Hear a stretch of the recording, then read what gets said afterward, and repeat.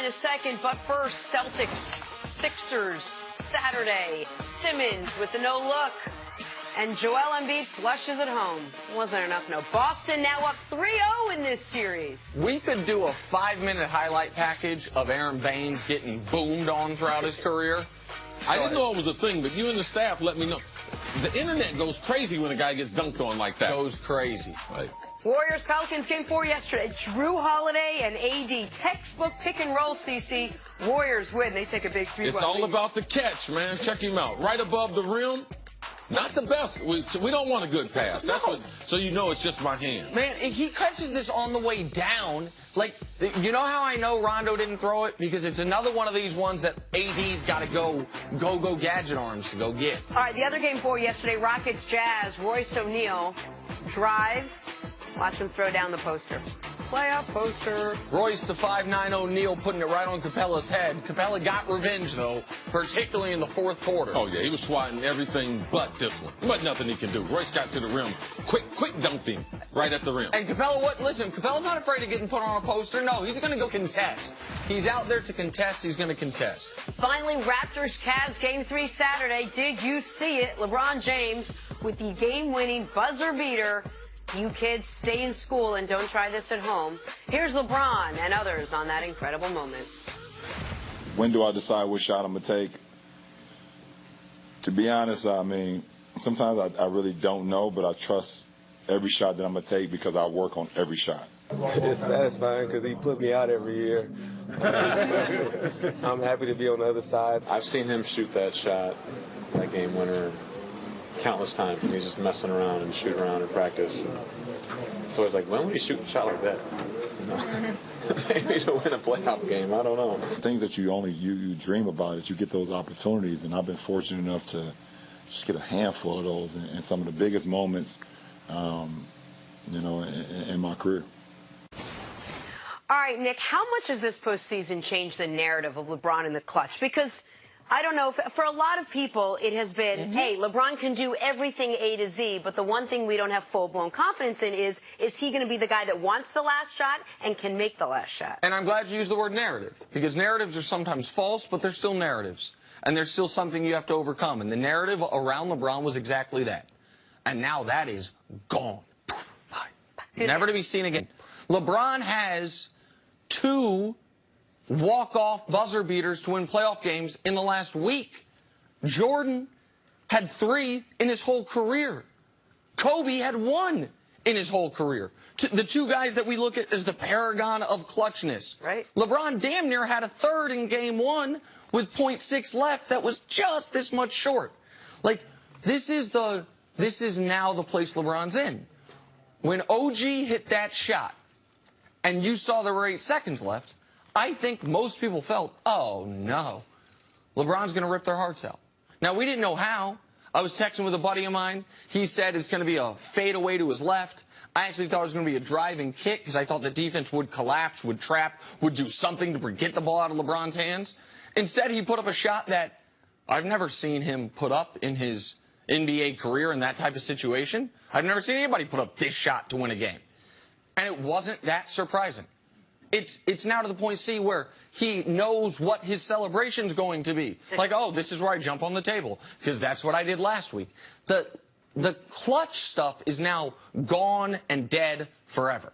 Yeah, I think the clutch stuff, it comes back to 2011. What happened against Dallas? Of course. All right? With a 2-1 lead, what happened to LeBron James? But I think that people that aren't a fan of LeBron, or they're just more of a fan of Michael Jordan and don't think anyone would ever approach being the greatest player ever, that they continue around what's LeBron's skill. His skill is not only can he score, rebound, pass, but he's very, very unselfish. So in clutch situations, LeBron has been known to pass the ball more than Kobe or MJ.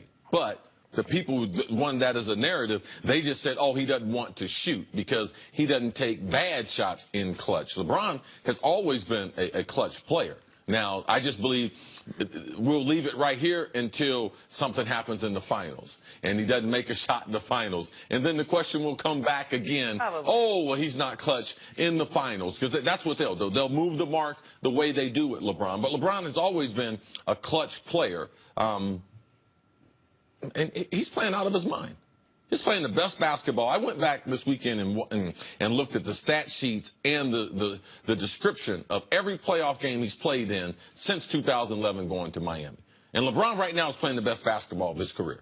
You cannot pick out any stretch in his career, especially with something on the line like the playoffs, that he's playing better than what he is right now. And with the overall spacing that they have on the court, he is set up now to make more clutch buckets or buzzer beaters because of the team he has and their skill set. And when we talk about clutch, we almost exclusively discuss those moments. Final seconds, game on the line. But there are certain games where the entirety of them are clutch. Elimination games, right? Yes. And I laid it out for you after Game 7. Games other star players are hurt. Right. But I would say that the most clutch situations are if we lose, our season's over. Games where your team is facing elimination. Since that series against Dallas, which I've said before, I will say again, is the lowest low point of any all-time great player.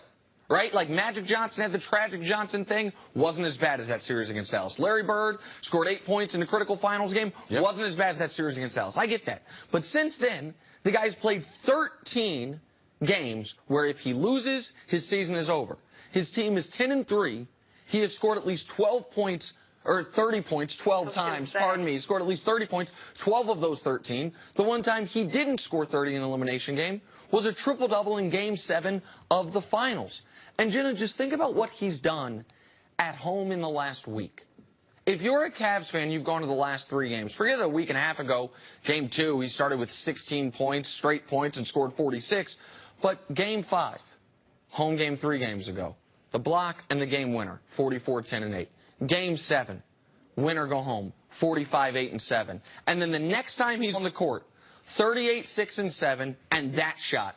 Another iconic shot. Like, what a treat it would be to be a Cavs season ticket holder these playoffs. Throughout the regular season, not so much fun. Yeah. Not a great fun team to watch. A lot of stops and starts. Don't look like they're having a lot of fun.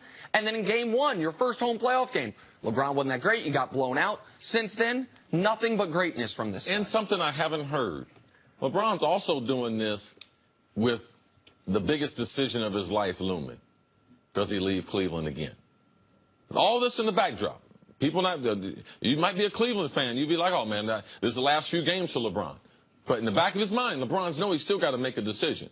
Does he decide to leave Cleveland? And he's still able to play in the biggest moments, the best basketball of his career. Just getting back to this shot for a second, I'm still fascinated by the fact that at this stage, at this level, there's a team that could have a psychological edge over another team. And we kept saying that this is what was happening between the Cavs and the Raptors. But for whatever reason, this last shot, and I think Charles Barkley kept saying, how do you not double team him? How do you not throw a bunch of guys at him? Why is it? I still think what you said is true, is that in addition to the fans, the Raptors probably also knew LeBron James was going to get that last shot and was probably going to make that last shot. But this is why all the nonsense LeBron had to deal with early in his career, he's getting the reward for that now.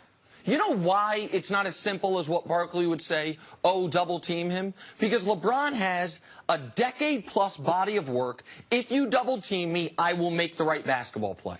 I will remove my ego from the situation. And give the coach credit. He took the ball in the backcourt. All right? Yes. Everyone wants to criticize Ty Lue all the time. It was a brilliant move by them. Not the way that he did against the Pacers with the buzzer beater, where they took the ball where you typically would traditionally take it, call a timeout, take the ball at half court, inside the half court line. No, they took the ball in the backcourt. And so LeBron is now, I know we talk about the 5 buzzer beaters, but if we expand it to the final 5 seconds of a playoff game, in his playoff career, he's 7 of 15. Kobe was 5 of 22. The 22 is the more notable number. You know what? A lot of those were impossible shots, difficult shots, triple team shots. Because Kobe, for good or for bad, and a lot of players will tell you for good, Kobe is taking that last shot. I'm not trusting you. I'm not trusting you. A bad shot from me is better than a good shot from you. So he saw more difficult looks. You can't double LeBron. You can't. I said before the show that I thought C.J. Miles, given that once it got under 2 seconds, that he could have shaded off Korver to try to help. And see, you said LeBron if will LeBron find comes Korver. to a traditional jump stop and goes off 2 feet, then he can get there. But no, going off of 1 foot, the way LeBron shot it, there is no time to react. That's why you go off of 1 foot. That's why you go off of 1 foot compared to gathering at the rim, because you can get the ball off quicker and prevent CJ from coming off the corner and helping. And so now we're in a place where if you take every active NBA player, every single one of them, and say, combined, how many playoff buzzer beaters to win a game have they hit? Has the league as a whole hit? The number is 10. 5 by LeBron, and then 5 by every other player combined. That's 5 guys with crazy. 1 each. No active player has more than 2. I mean, the numbers here, how about, since LeBron's rookie year, no player in the league, active or retired, is shooting better than 37% on these types of shots. Go-ahead field goals, final 5 seconds of playoff game. That's 15 years. Except for LeBron, who's shooting 50%. No player in the league has made more than 3, except retired or active in the last 15 years. Except for LeBron, who's hit 8 of them. If you come to me or C or anybody and say, yeah, but LeBron's not he's a stat compiler, not clutch, you're just not watching. You're not paying attention. You're not seeing what the entire world is seeing, which is an all-time great at the apex of his powers, and this is key, the apex of his confidence. Or you just stopped watching after that Mavericks series a couple years ago. Yeah, And 7 you're like, years ago. And I'm done. I'm never going to watch LeBron again. He's the worst, least clutch player I've ever seen in my entire life. He's amazing. He's amazing. He's fun to watch. And now your 4-year-old and my 4-year-old. Is she 4 yet? Yes, absolutely. And now your 4-year-old and my 4-year-old will agree. Coming up, what has derailed the process in Philly? What happened? We're going to break that series down, but from Philadelphia's side. Next on First Things First. Nothing like that 10,000-mile stare.